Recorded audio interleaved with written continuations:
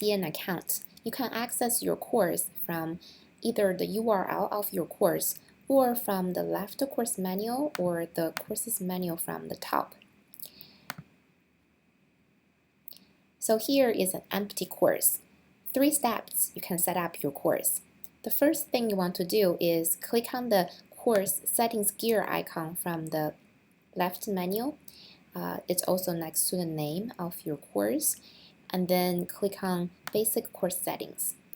There are some fields that are already filled out, but it's missing the about course.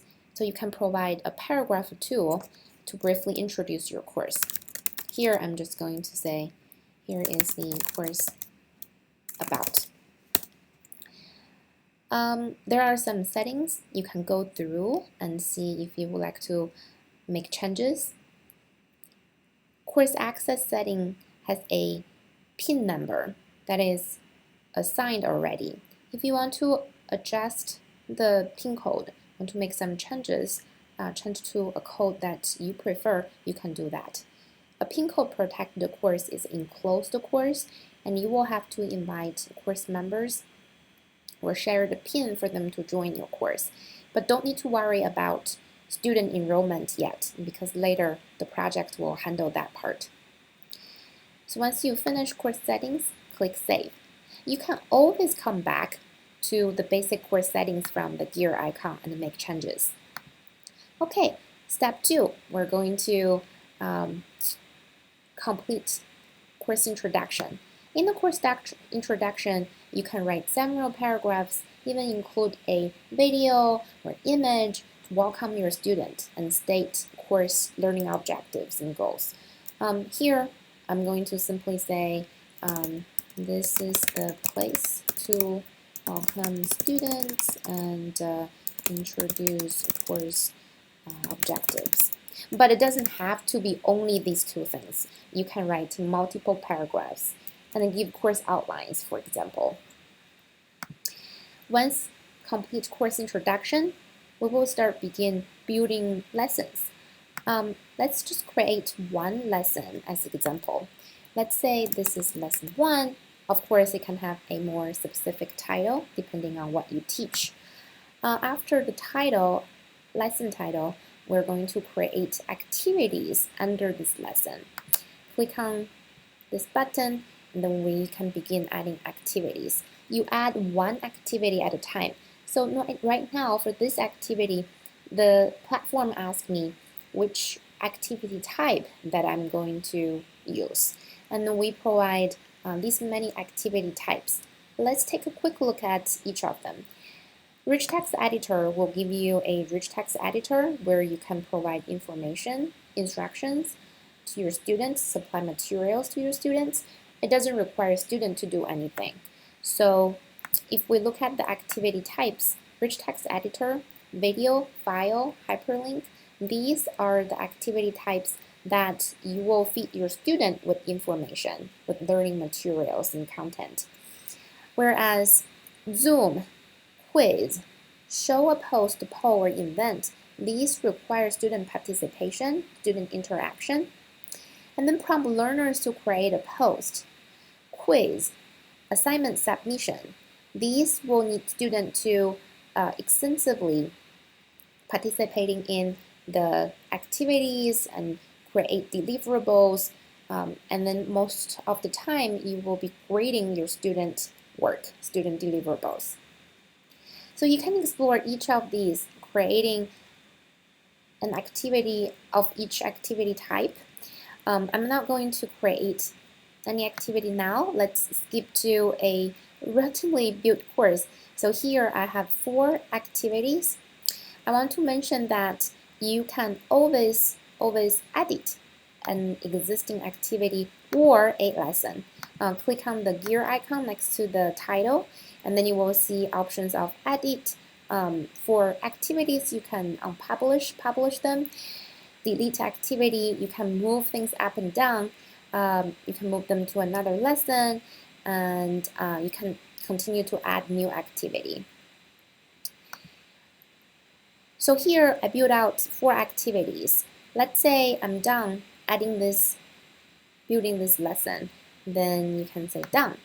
And here we ask you whether you want to issue a lesson completion badge. This badge will give students great motivation. If you are going to issue a lesson completion badge, click on issue badge. And we already provide about 30-ish badges. You can select one to use, for example, best participant. But you could also, based on the specific learning topic, to create your own badge. It's a very easy, about 3-step procedure. Here I'm going to use this badge. For existing badges, you can edit the badge fields. So for example, you can add more detailed descriptions, writing the requirements and badge awarding criteria.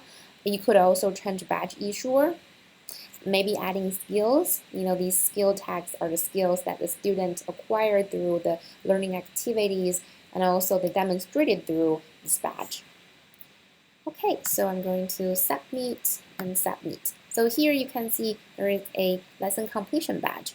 While learners complete all of the activities within the lesson, they will automatically get this badge. They will receive notifications and congratulations. The badge will be added to their CN Profile ePortfolio. Now, let's take a look at some other navigation items inside the course. From the left side, you can switch to course menu. Here, there are some options. For example, course settings. You can access course settings from here as well, or from this gear icon. They are the same, they're identical. And you could also access the quizzes tool to look at details of each quiz, published quiz. If the quiz already received student submissions, we'll be able to look at analytics. You can also access like a course gradebook, but typically you create gradebook items while you build course learning activities, and then those assignments, those quizzes, or graded discussion activities will automatically feed in. But this is the place you can come here to look at the course gradebook table, and you can manage gradebook items. We also have the badges page where you can manage all of the badges. You can create new badges. You could also view who has received the badges in your course. The roster page will be your friend. Here you can view all of your learners, including instructors as well. All of the course members will be listed here based on their participation. And you can search a member. You can invite someone to your class. Again, you don't need to worry too much about this because we will be handling course enrollment later for you. But if you want to invite a colleague to observe your course or collaborate with you in your course, you can invite them from here. And then Course Analytics will give you the easy to glance at data dashboard. Here you can look at various learning and participation data. On the right side, we have these post feeds. The post feeds will aggregate all of the course posts, while you are able to look at student discussions, specific discussions from a discussion post activity, for example, this one, right? The student post will show up here, right under your instructions.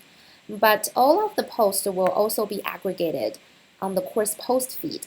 So the course post feed is like a social media feed within a safe, enclosed class environment. You can really leverage this space to interact with your students and have your students to communicate with each other. We provide various discussion and communication tools, such as post-poll, announcing events, and then the email tool will allow you to email the entire class, or if you create groups, then you can email specific course groups. This is like the announcement tool. Students will receive emails in their inbox, and then they can reply from either CN or from their email.